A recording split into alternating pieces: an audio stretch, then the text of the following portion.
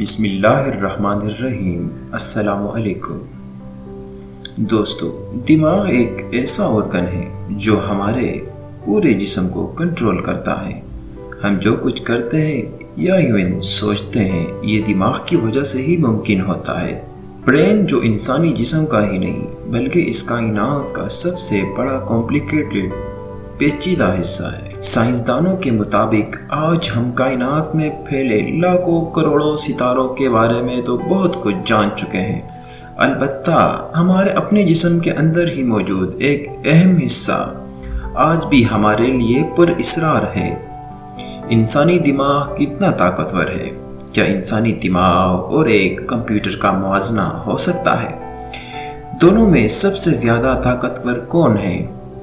اور ہم اپنے برین کا کتنا فیصد حصہ استعمال کر پاتے ہیں؟ آج کی ویڈیو میں دوستو ہم اسی کے بارے میں جاننے کی کوشش کریں گے۔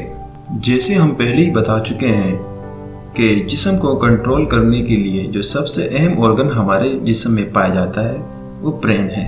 ایون جیسے کہ ہم سوچتے ہیں، ہم سانس لیتے ہیں، ہمارا حرکت کرنا، ہمارے درد کو محسوس کرنا اور بھوک اور پیاس کا لگنا، سردی گرمی کا محسوس کرنا اور مختلف قسم کے جذبات اور احساسات بھی دماغ کی وجہ سے ہوتے ہیں۔ یہ ایک اسٹوریج ڈیوائس کا کام بھی کرتا ہے جہاں ہماری تمام یادیں جمع ہوتی ہے۔ یہ ہمارے پورے جسم کو الیکٹریکل اور کیمیکل سگنل بھی بھیجتا ہے اور حصول بھی کرتا ہے۔ یہ سگنل مختلف قسم کے پروسیسز کو کنٹرول کرتے ہیں اور ہمارا برین ان سگنل کو سمجھتا ہے اور ان کے مطابق ریئیکٹ کرتا ہے۔ انسانی دماغ میں بہت قسم کے نروز اور بلڈ ویزلز ہوتے ہیں۔ دوستو، یہ نرو کو آپ انسانی دماغ کا ایک پیغام رساں بھی کہہ سکتے ہیں، کیونکہ نرو سیل ہی انسانی دماغ میں کسی بھی پیغام کو جسم کے کسی بھی حصے میں منتقل کرتے ہیں۔ انسان کی ذہانت کا اندازہ لگانے کے لیے ایک اسکور ٹیسٹ کیا جاتا ہے جسے آئی کیو کہتے ہیں، یعنی انٹیلیجنس کوشنٹ۔ کہا جاتا ہے آئی کیو ٹیسٹ کا آئیڈیا 1912 میں ایک جرمن سائنٹسٹ ولیم اسٹیم نے دیا تھا، جو ایک ماہر سوشولوجسٹ تھا۔ آئی کیو کیلکولیٹ کرنے کے لیے آج مختلف قسم کے ٹیسٹ کنڈکٹ کیے جاتے ہیں۔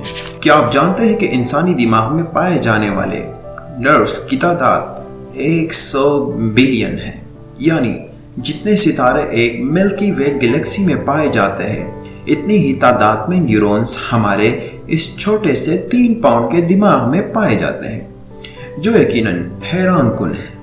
یہ نیورونز بڑی تیزی سے پورے جسم کو پیغامات پہنچاتے ہیں۔ اگر دماغ میں موجود ان تمام نیورونز کو ایک قطار میں رکھا جائے تو یہ قطار 600 مائلز تک لمبی ہو جائے گی۔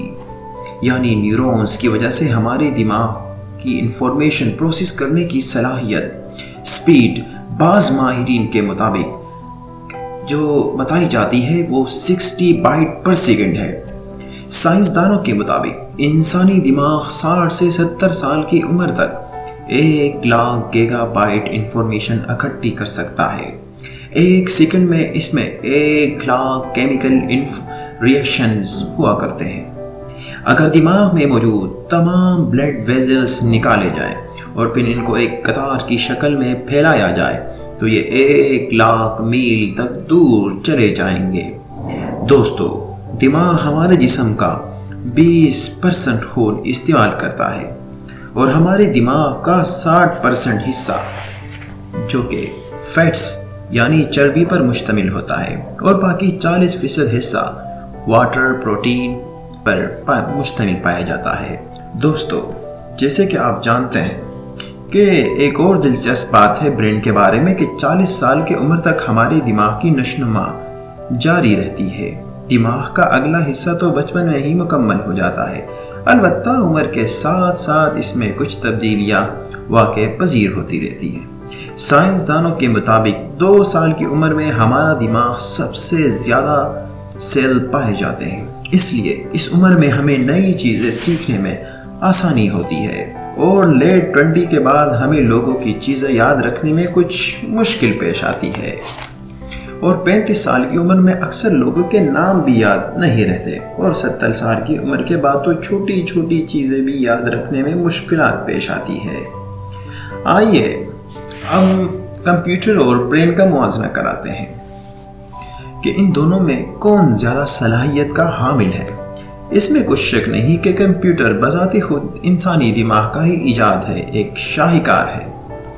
دماغ اور کمپیوٹر دونوں ہی اس قابل ہے کہ وہ پیچیدہ مسائل حل کرے۔ جس طرح ہمارے دماغ میں نروز ہوتے ہیں، اسی طرح کمپیوٹر میں آرٹیفیشل نروز پائے جاتے ہیں جو کہ سگنل کی ترسیل کا کام کرتے ہیں۔ دوستو، جب آپ کسی پرندے کی آواز سنتے ہیں تو آپ پہچان لیتے ہیں کہ یہ کون سا پرندہ ہے، لیکن دوستو کمپیوٹر یہ صلاحیت نہیں رکھتا۔ کمپیوٹر میں ہمیں سب سے پہلے پروگرامنگ کرنی پڑتی ہے، پھر آواز کے لیے کوئی سینسر بھی لگانا پڑے گا، تب ہی ممکن ہے کمپیوٹر اس مخصوص پرندے کو ڈیٹیکٹ کر پائے۔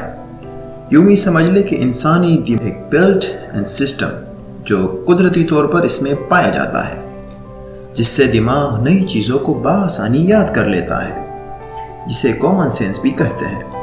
دماغ ایک ہی وقت میں مختلف سرگرمیاں انجام دے سکتا ہے، جبکہ کمپیوٹر صرف وہی کام کر سکتا ہے جو اسے آپ بتائیں گے۔ انسانوں میں مختلف قسم کے احساسات ہوتے ہیں۔ ہمارا دماغ مختلف ایموشن سے ڈیل کرتا ہے، اور دوسری طرف کمپیوٹر جو کہ ایک مشین ہے جس کے نہ جذبات ہوتے ہیں نہ ایموشنز پائے جاتے ہیں۔ دوستو، کمپیوٹر جتنا بھی کام کر لے، جب تک اس میں خرابی نہ آئے تو وہ تھکتا نہیں۔ البتہ انسانی دماغ تھک جاتا ہے، لیکن جب بھی آپ تھکے ہوئے ہوتے ہیں تب بھی آپ کسی کتاب کا مطالعہ کر سکتے ہیں۔ صبح کے وقت آپ جب نیند سے بیدار ہو، البتہ آپ نیند سے بیدار نہیں ہوتے، اس وقت آپ ارد گرد کی چیزوں سے باخبر ہوتے ہیں، جس کی وجہ یہ ہے کہ ہمارا دماغ بہت ہی کم انرجی استعمال کرتا ہے۔ انسانی دماغ کو کام کرنے کے لیے 10 سے 20% واٹس، جبکہ کمپیوٹر کو کام کرنے کے لیے 100% واٹ، جو کہ ایک نارمل کمپیوٹر کی ضرورت ہے۔ انسانی دماغ سورس آف انرجی آکسیجن اور شوگر ہوتے ہیں، جبکہ کمپیوٹر کو بجلی کی ضرورت ہوتی ہے۔ البتہ کام کرنے کی سپیڈ کمپیوٹر کی بہت زیادہ ہے۔ کمپیوٹر 1 منٹ میں کئی کیلکولیشن کر سکتا ہے، لیکن چیزوں کو سمجھنے میں، ان کو حل کرنے اور حالات کو مطابق ان کو حل کرنے میں دماغ بہت ہی آگے ہے۔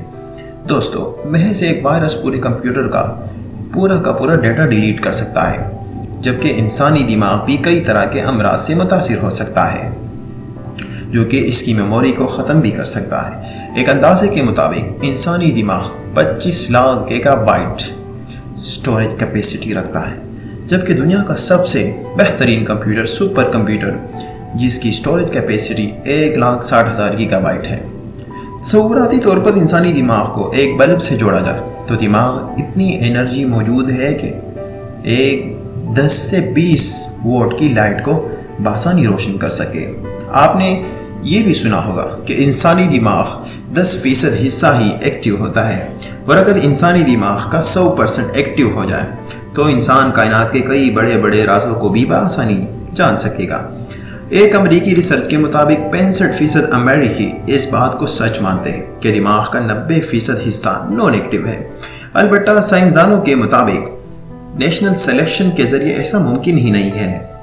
اگر ایسے ہوتا تو مختلف قسم کی برین انجری بے اثر ہوتی، یعنی اگر انسان کو کام کرنے کے لیے 10% ہی دماغ چاہیے تو باقی 90% اگر ڈیمیج ہی ہو جائے تو انسان کو نارمل ہونا چاہیے۔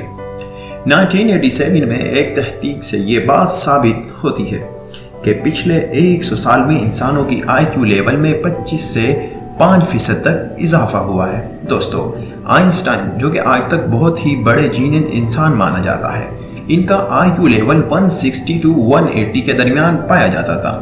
1955 میں ان کا دماغ چوری ہو گیا، محض ان کی وفات کے 8 گھنٹے ہی بعد۔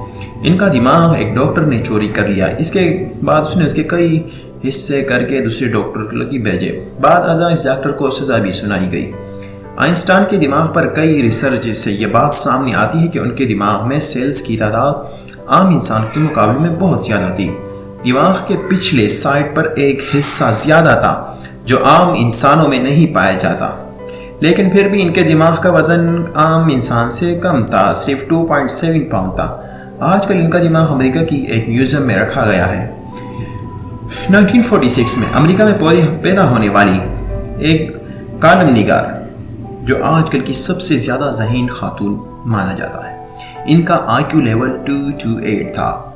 ریکارڈ کے مطابق دنیا کا سب سے وزنی دماغ روس کے ایک کالم نگار کا تھا۔ ان کی وفات 1883 میں ہوئی۔ ان کے دماغ کا وزن 4.43 پاؤنڈ تھا، جبکہ عام انسانوں کے دماغ کے مقابلے میں کئی زیادہ۔ عام انسان کے دماغ کا وزن 3 پاؤنڈ ہوتا ہے۔ دوستو، تو ہمارے آج اس ویڈیو کا اختتام ہوتا ہے۔ آپ سے درخواست ہے کہ ہماری اس ویڈیو کو لائک کریں اور چینل کو ضرور سبسکرائب کریں اور بیل کے آئیکن کو بھی ضرور دبائیں، تو آپ کو ہمارے آنے والی نئی اپڈیٹ سے باخبر رہیں۔